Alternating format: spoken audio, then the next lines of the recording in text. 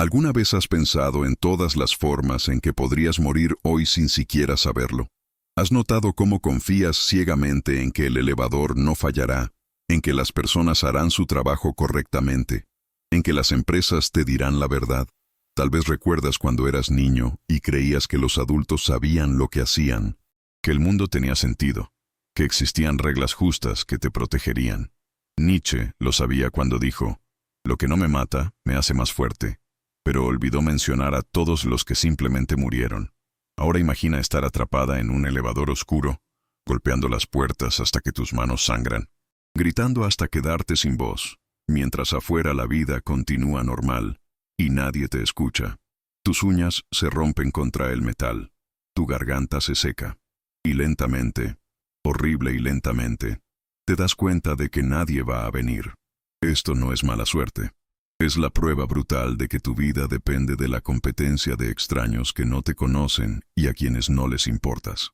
Y hoy descubrirás cómo la negligencia, la codicia y el simple error humano pueden convertir un día ordinario en tu último día, sin advertencia, sin justicia, sin sentido alguno. La fragilidad de la vida no es un concepto abstracto que puedes contemplar filosóficamente desde la seguridad de tu hogar. Es una realidad brutal que se manifiesta en los momentos más ordinarios, cuando menos lo esperas. El 30 de enero de 2016, una mujer llamada Wu entró al elevador de su edificio en la ciudad china de Xi'an. Hizo algo que había hecho cientos de veces antes. Presionó el botón del piso 15 y esperó. Era un acto tan mundano, tan automático, que probablemente ni siquiera pensó en ello. El elevador comenzó a subir. Piso 1, 2, 3. Todo normal, todo seguro, todo bajo control. Entre el piso 11 y el 12, el elevador se detuvo. Un mal funcionamiento mecánico. Algo que sucede, algo que se puede reparar. 2 trabajadores de mantenimiento fueron llamados para investigar. Descubrieron que era un problema mecánico que requería una pieza específica para ser reparado. Golpearon la puerta. Gritaron para ver si había alguien dentro. No escucharon nada. Y entonces tomaron una decisión que cambiaría todo. Cortaron la energía. No abrieron las puertas físicamente para verificar. No siguieron el protocolo básico de seguridad. Simplemente asumieron que el elevador estaba vacío porque no escucharon respuesta. Y esa suposición mató a Wu. Dentro del elevador, Wu quedó atrapada en oscuridad total. El edificio tenía 2 elevadores. Así que los residentes fueron instruidos para usar el otro mientras el que estaba dañado se reparaba. Nadie sabía que Wu estaba dentro. Ella golpeaba las puertas, arañaba el metal, gritaba hasta que su voz se quebraba. Pero estaba en un espacio hermético, sin energía, sin luz, sin aire circulando adecuadamente. Los trabajadores regresaron el 1 de marzo para realizar las reparaciones. Más de un mes después, cuando abrieron las puertas, encontraron el cuerpo en descomposición de Wu. En el interior del elevador había marcas de arañazos, donde Wu había intentado desesperadamente abrirse paso hacia afuera. Sus manos estaban destrozadas por rascar las puertas metálicas, tratando de escapar. No está claro exactamente cuánto tiempo sobrevivió Wu en ese elevador, pero es probable que muriera de deshidratación unos días después de que cortaran la energía. Lo más desgarrador es esto. Wu vivía sola y parecía tener contacto mínimo con amigos y familiares. Nadie contactó a las autoridades durante el mes que estuvo desaparecida para reportar su ausencia. Estuvo muriendo lentamente en ese elevador, a metros de otras personas viviendo sus vidas normales, y nadie notó que se había ido. Los trabajadores de mantenimiento que negligentemente cortaron la energía fueron acusados de homicidio involuntario por su descuido. Wu tenía 43 años cuando murió. 43 años de vida terminados, porque 2 hombres no siguieron un procedimiento básico de seguridad, porque asumieron en lugar de verificar, porque su vida dependía de la diligencia de extraños, y esos extraños fallaron. Pero la negligencia no es el único asesino silencioso que acecha en lo ordinario. A veces es la codicia. A veces es el crimen casual que se convierte en tragedia. El 4 de octubre de 2007, se aprobó una ley conocida como la Ley de Grant en la Columbia Británica, Canadá. Esta ley requería que las estaciones de gasolina en la provincia hicieran 2 cambios críticos en sus procedimientos. Primero, requería que los conductores pagaran su gasolina antes de llenar el tanque. Segundo, Requería que todos los empleados que trabajaran entre las 11 de la noche y las 6 de la mañana estuvieran acompañados por otro empleado. La razón por la que se aprobó esta ley fue que, de haber estado vigente el 8 de marzo de 2005, podría haber evitado algo horrible. Esa noche del 5 de marzo de 2005, Grant DePatie estaba trabajando en una estación de gasolina en Maple Ridge, Columbia Británica. En algún momento durante su turno, Darnell Pratt, de 16 años, entró a la estación para cargar gasolina. Sin que Grant lo supiera, Darnell estaba ebrio y nunca tuvo la intención de pagar por la gasolina. Después de llenar el tanque, subió a su auto y comenzó a alejarse. Cuando Grant vio esto, trató de bloquear a Darnell en un intento de evitar que robara la gasolina. Grant se puso frente a su auto pensando que Darnell se detendría. Pero Darnell no se detuvo. Golpeó a Grant y siguió adelante. Grant quedó atrapado en algún lugar debajo del auto y fue arrastrado durante 7,5 kilómetros antes de que Darnell finalmente se detuviera. Piensa en eso. 7,5 kilómetros. No son segundos, no son minutos.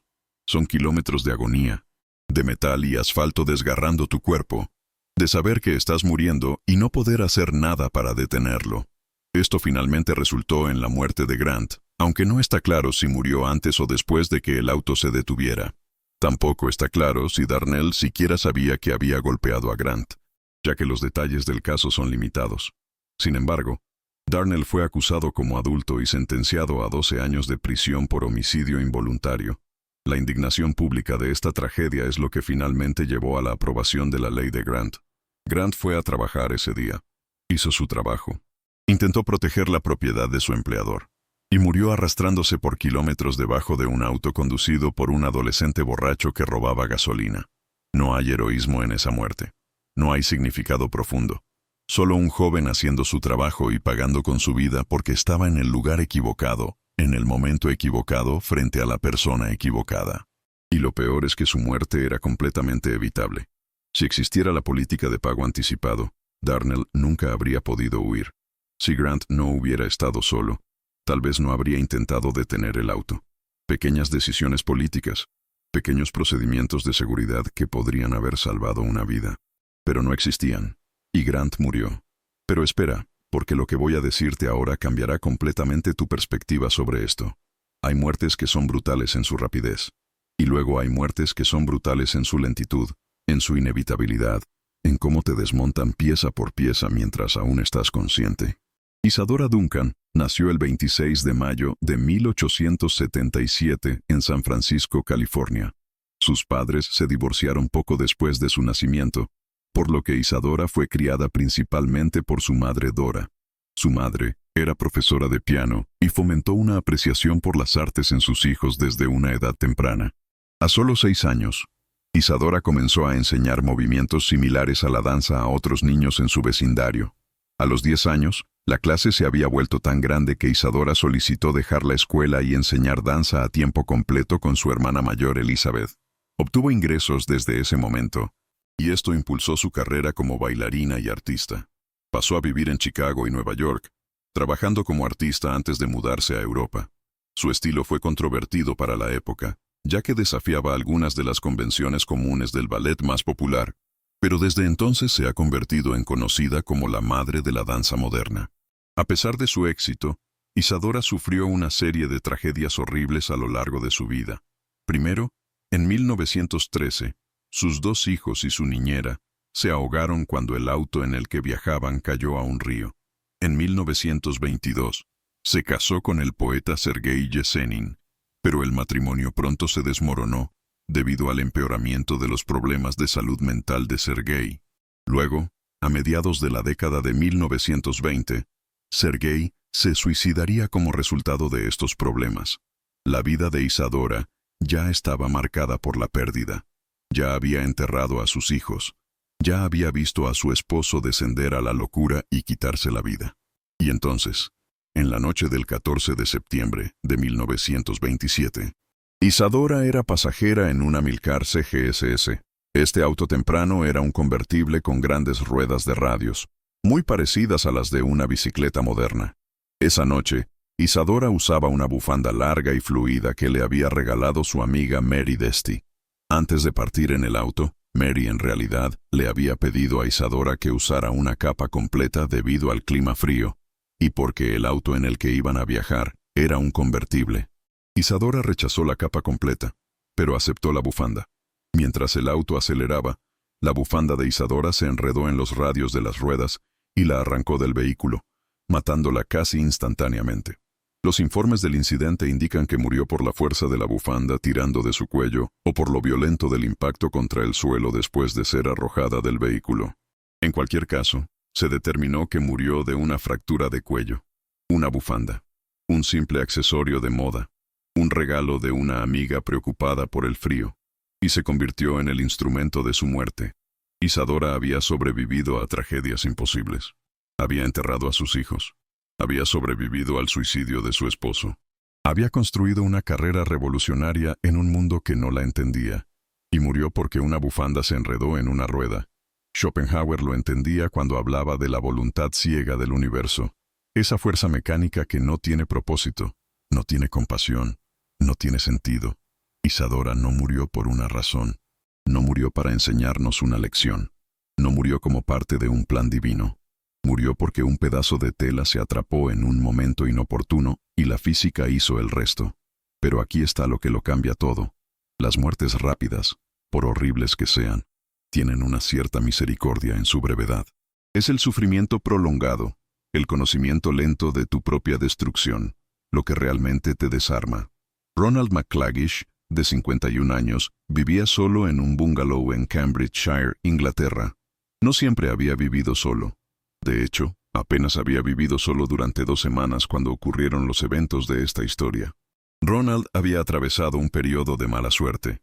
Ya era un padre divorciado de 2 hijos, y luego él y su novia actual decidieron separarse, por lo que ella se mudó de su bungalow, dejándolo vivir solo.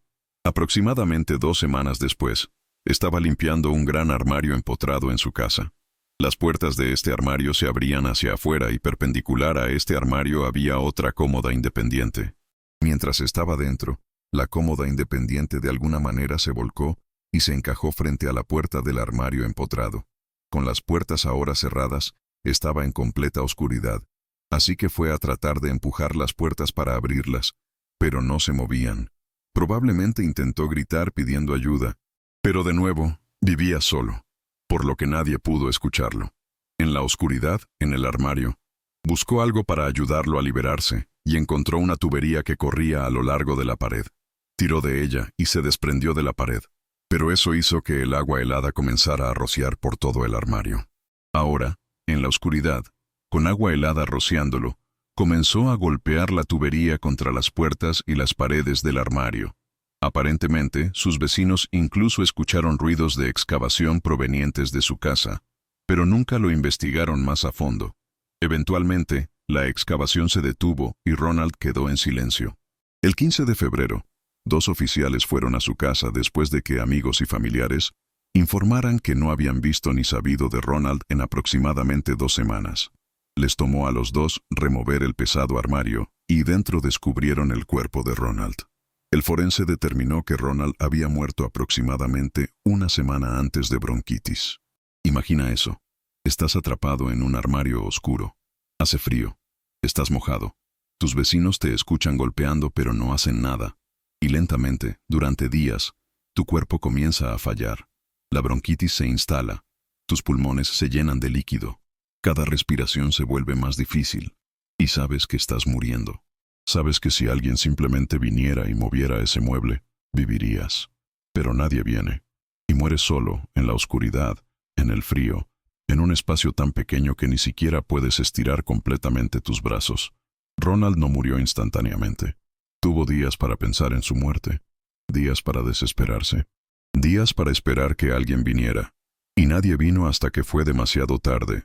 Y todavía en este video voy a revelarte la conexión oculta entre estas muertes aparentemente aleatorias y el sistema que permite que sucedan, que casi nadie logra ver, porque todas estas muertes, por diferentes que parezcan, comparten un hilo común. Son producto de sistemas que valoran la ganancia sobre las personas, la conveniencia sobre la seguridad, la apariencia sobre la verdad. Y ninguna historia ilustra esto más brutalmente que la de las chicas del radio. El 10 de abril de 1917, Grace Fryer, de 18 años, comenzó un trabajo como pintora de esferas en la Corporación de Radio de Estados Unidos.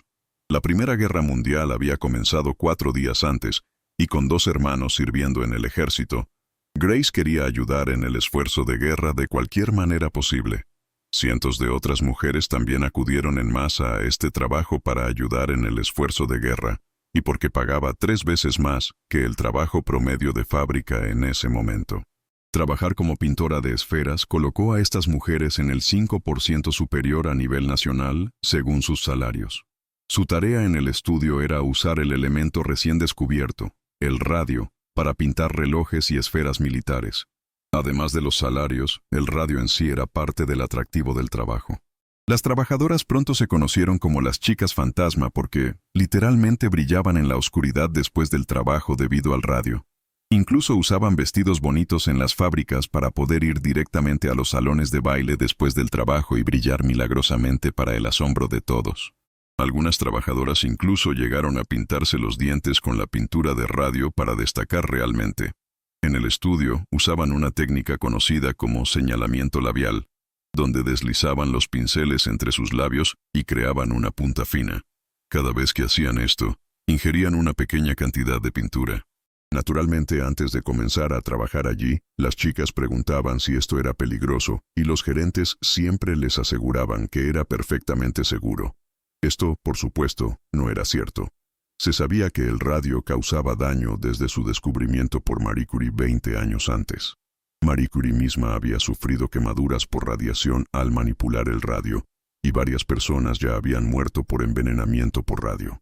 La gente en la planta incluso sabía que era peligroso porque los hombres que lo manejaban en grandes cantidades usaban delantales de plomo y lo manipulaban con pinzas de marfil. Las pintoras de esferas, por otro lado, nunca recibieron ni siquiera una advertencia. Esto se debía a que el pensamiento en ese momento era que el radio no era dañino en pequeñas cantidades. Incluso se promocionaba como promotor de la salud y se usaba en todo tipo de productos como tónico de radio, cosméticos, mantequilla, leche e incluso pasta de dientes. Los periódicos incluso afirmaban que agregaba años a tu vida. Esta percepción falsa se basaba en investigaciones realizadas por las empresas de radio que habían construido una industria alrededor del lucrativo producto, por lo que ignoraron todas las señales de peligro en favor de las ganancias. En 1922, una amiga de Grace, llamada Molly Maggia, tuvo que renunciar porque contrajo una enfermedad desconocida. Comenzó como un simple dolor de muelas, así que fue al dentista y terminó haciéndose extraer el diente. Luego, le sucedió a otro diente, y luego a otro, y cada uno que se caía fue reemplazado por una úlcera oscura y supurante. Sus extremidades comenzaron a doler y se puso tan mal que finalmente no pudo caminar. Para mayo de ese año, Molly había perdido casi todos sus dientes y la infección se había extendido a su mandíbula inferior, el paladar de su boca e incluso los huesos de sus oídos. Cuando fue al dentista, el dentista estaba hurgando en su boca y literalmente sacó su hueso de la mandíbula con los dedos porque estaba tan frágil y deteriorado.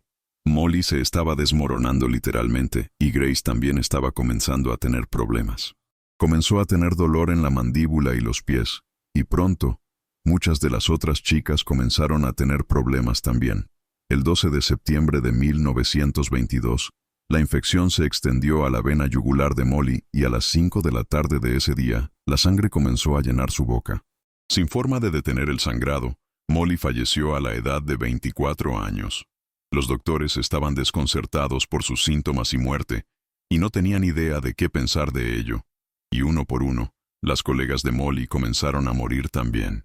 Su empleador negó cualquier responsabilidad durante casi 2 años. Pero a medida que las noticias continuaban extendiéndose, el negocio sufrió. En 1924, contrataron a un experto independiente que había confirmado el vínculo entre el radio y los problemas de salud sufridos por las trabajadoras. El presidente de la compañía estaba indignado y pagó para que se realizaran nuevos estudios que confirmaran hallazgos que negaban cualquier vínculo. Luego mintieron al Departamento de Trabajo sobre los hallazgos anteriores y denunciaron las afirmaciones hechas por las mujeres como simplemente tratando de que la compañía pagara sus gastos médicos. Para entonces, era obvio para las mujeres que el radio era peligroso, pero el público aún pensaba que el radio era perfectamente seguro. En 1925, un hombre llamado Harrison Martland realizó una serie de pruebas que confirmaron el vínculo entre el radio y los problemas de salud. Descubrió que aunque era peligroso estar cerca del radio, ingerirlo, incluso en pequeñas cantidades, era miles de veces peor. El radio se acumulaba en los huesos de las mujeres que lo ingerían y emitía radiación las 24 horas del día, los 7 días de la semana. La radiación literalmente hacía que los huesos de las mujeres se deterioraran hasta el punto de ser como un panal. La espalda de Grace finalmente se deterioró hasta ese punto y necesitó usar un corsé de acero en la espalda todo el día. Las piernas de otras mujeres se acortaron o incluso se fracturaron espontáneamente y muchas de ellas sufrieron cánceres horribles. Una vez que ingerían suficiente radio, en realidad incluso brillaban permanentemente. La mayoría de ellas no lo notaban hasta que un día al azar se veían en un espejo por la noche y notaban que estaban brillando. Y desde el momento en que hacían ese horrible descubrimiento, ya era demasiado tarde. No había forma de eliminar el radio. Jung habría entendido esto como la sombra colectiva de la sociedad industrial, esa oscuridad que negamos, esa codicia que ocultamos, esa disposición a sacrificar vidas humanas en el altar del beneficio.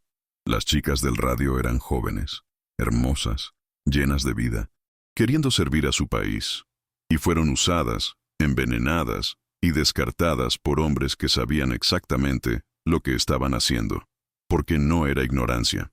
Era malicia intencional disfrazada de ignorancia plausible. Durante este periodo de tiempo, la industria del radio intentó repetidamente desacreditar el trabajo de Harrison Martland. Durante este periodo también, las trabajadoras afectadas por el envenenamiento por radio se unieron para liderar un movimiento contra la industria del radio. Esta fue una batalla cuesta arriba, desafortunadamente, y la mayoría de los abogados ni siquiera tomarían el caso. O no creían a las mujeres o tenían miedo del peso legal que poseían las empresas de radio, o simplemente no creían que pudieran superar la legislación existente. Porque en ese momento, los trabajadores que recibían envenenamiento por radio en un lugar de trabajo no recibían ninguna compensación. Además, el estatuto de limitaciones era de solo 2 años, mientras que muchas de las mujeres no comenzaron a mostrar síntomas hasta 5 años después de que comenzaron a ingerir el radio. Finalmente, en 1927, un abogado tomó el caso de Grace y 4 de sus colegas. Las mujeres eventualmente llegarían a un acuerdo extrajudicial porque tenían tiempo limitado para vivir en ese momento, y la compañía parecía contenta de alargar los procedimientos tanto como fuera posible. Aunque este no fue un resultado perfecto, finalmente dio credibilidad a su movimiento, y el caso se extendió como fuego en los medios.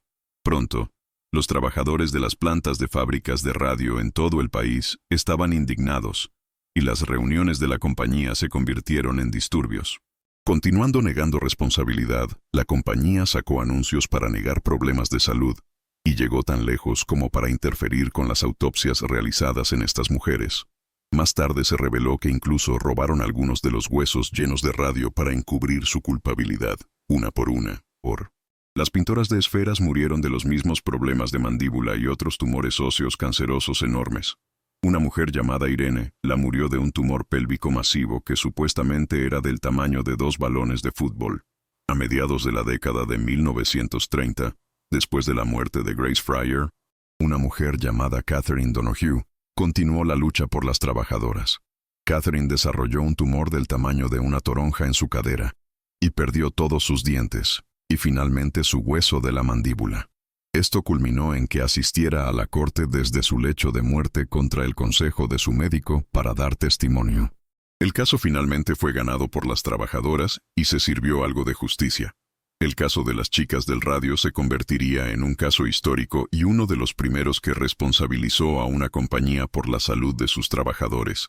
Este caso también llevó a la implementación de muchas regulaciones que salvan vidas y al establecimiento de la Administración de Seguridad y Salud Ocupacional, también conocida como OSHA. Antes de su establecimiento, 14,000 personas morían anualmente por causas relacionadas con el trabajo, y esa cifra es solo 4,500 personas hoy. Con una vida media de 1600 años, los huesos de las mujeres que encontraron sus horribles finales por el envenenamiento continuarán brillando durante cientos de años. Sus cuerpos son tumbas radiactivas, monumentos permanentes a la codicia corporativa, evidencia eterna de lo que sucede cuando valoramos el dinero sobre la vida humana. Y justo cuando crees que ya lo entendiste todo, te das cuenta de que hay una última capa, la más profunda de todas. Estas mujeres no solo fueron asesinadas, fueron traicionadas por el sistema que se suponía las protegería. Fueron traicionadas por los doctores que mintieron, por los abogados que se negaron a ayudar, por el gobierno que no reguló, por la sociedad que no creyó, y murieron sabiendo que sus muertes no importaban, que serían olvidadas, que la compañía seguiría adelante sin consecuencias. Pero se negaron a ser silenciadas, se negaron a morir en vano, lucharon desde sus lechos de muerte, testificaron cuando apenas podían hablar, perseveraron cuando cada segundo era agonía, y ganaron, no para ellas mismas, porque ya era demasiado tarde, pero para todas las mujeres y hombres que vendrían después. Todo esto comenzó cuando te pregunté si has pensado en todas las formas en que podrías morir hoy. Ahora sabes que no se trata de paranoia o miedo irracional. Se trata de reconocer que tu vida es frágil y que depende de sistemas que a menudo priorizan todo menos tu bienestar. Como un edificio construido sobre arena que parece sólido hasta el momento en que colapsa. Wu murió porque 2 trabajadores no verificaron. Grant murió porque no había política de pago anticipado. Isadora murió porque una bufanda se enredó. Ronald murió porque nadie investigó los ruidos. Las chicas del radio murieron porque las corporaciones valoran las ganancias sobre las personas. Quien ignora esta fragilidad vive en una ilusión cómoda pero peligrosa. Quien la abraza vive con los ojos abiertos, exigiendo mejores sistemas, mejores leyes, mejor protección para todos. No necesitas que nadie te diga cómo responder a esto. Tú ya sabes lo que significa para ti. Solo necesitas el coraje de no mirar hacia otro lado, de no aceptar la negligencia como normal, de recordar que cada vida importa y que cada muerte evitable es una tragedia que nos disminuye a todos. Si este video tocó algo dentro de ti, escribe en los comentarios. Exijo que las vidas importen más que las ganancias. Necesito saber quién está dispuesto a no olvidar estas historias. A honrar a quienes murieron exigiendo que nunca vuelva a suceder. Porque esto es solo el comienzo. En el próximo video, descubrirás cómo el miedo y el silencio permiten que estas tragedias continúen. La herida permanece abierta hasta que actuamos.